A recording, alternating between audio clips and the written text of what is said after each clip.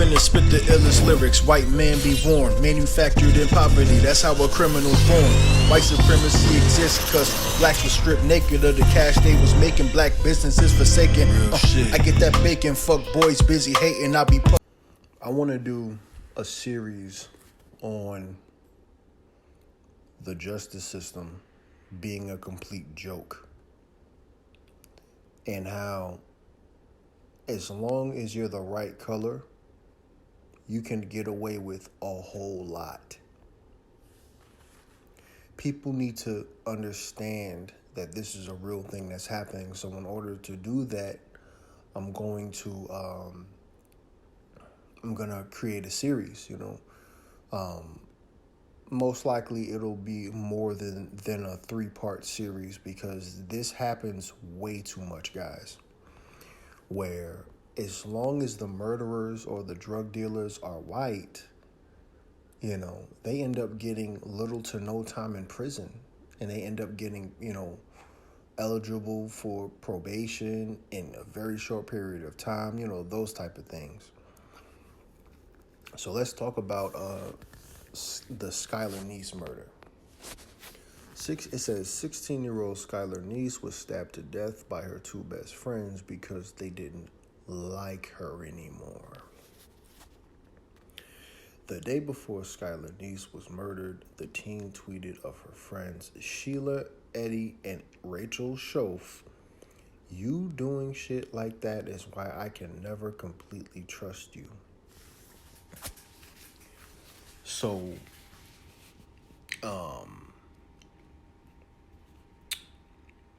see, I feel like it was a post like that, which is what got her friends really, really pissed off at her, because basically at this point she was putting them on blast. Now, does it make it right that they murder her because of this? No, but I could understand the animosity that you could have towards someone that's putting you on blast like this. If you have a problem with somebody, you talk to them directly about it, or you just stop dealing with them. But you don't put them on blast like that, because at that moment you're creating a different monster. You could potentially be creating a firestorm of trouble for yourself. Anyway, it says Skylar Neese was a 16-year-old honor student with a bright future. She loved to read, had an active social life, and like most teens, was all about posting her thoughts on social media. She also never missed a day of work at her part-time job at a local Wendy's. So basically, guys, this girl, I'm going to give you the rundown of what exactly happened. She snuck out of her house late at night in 2012. Okay, snuck out of her house in 2012 to hang out with her friends. Then there was a security camera that spotted her jumping into a car of someone. Okay, and at first nobody knew whose car that was, and then they eventually found out that was one of her friends. Okay, as a matter of fact, the friend whose car she jumped in was the friend that stabbed her the most, okay, because she was the most upset at her for whatever reason. So this car has 3 people in it. It has, Rachel, it has Skylar, and Sheila. Okay, so there's 3 girls in this car. And little does Skylar Neese know, both of her friends have knives in their pockets, okay, in their sweaters. They have knives because they're literally planning to kill this girl. They take her out far, into a wooded area, and they lie to her, talking about, hey, yeah, we're just going for a smoke, we're just gonna, hang out, Now, mind you, Skylar Neese didn't want to hang out with these girls no more, but they pressured her into doing it. You know what I'm saying? They were basically saying, we're sorry for what we did. You don't have to hold a grudge against us. That, they were saying that type of stuff to her. It was clear that Skylar did not want to hang out with these people no more. But she went against her gut feeling, and that was the last time she was ever seen. What happened was They were all getting ready to smoke marijuana. And then one of the friends said, "Hey, Skylar, can you go get the lighter out of my car real quick?"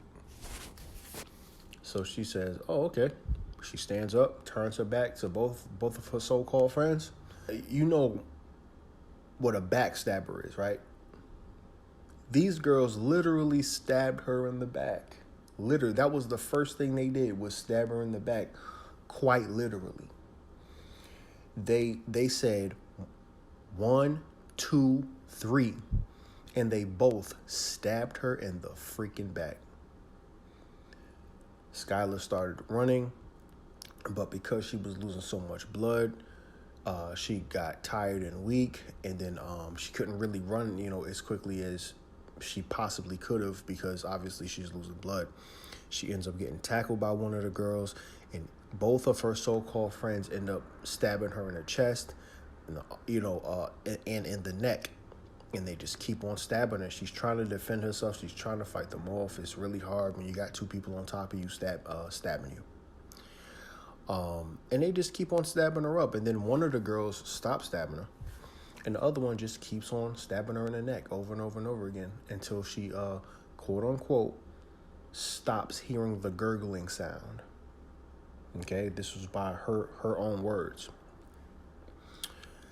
At that point, they tossed her body to the side in the same wooded area, covered her with a bunch of rocks and leaves and sticks and stuff, and just, left her there.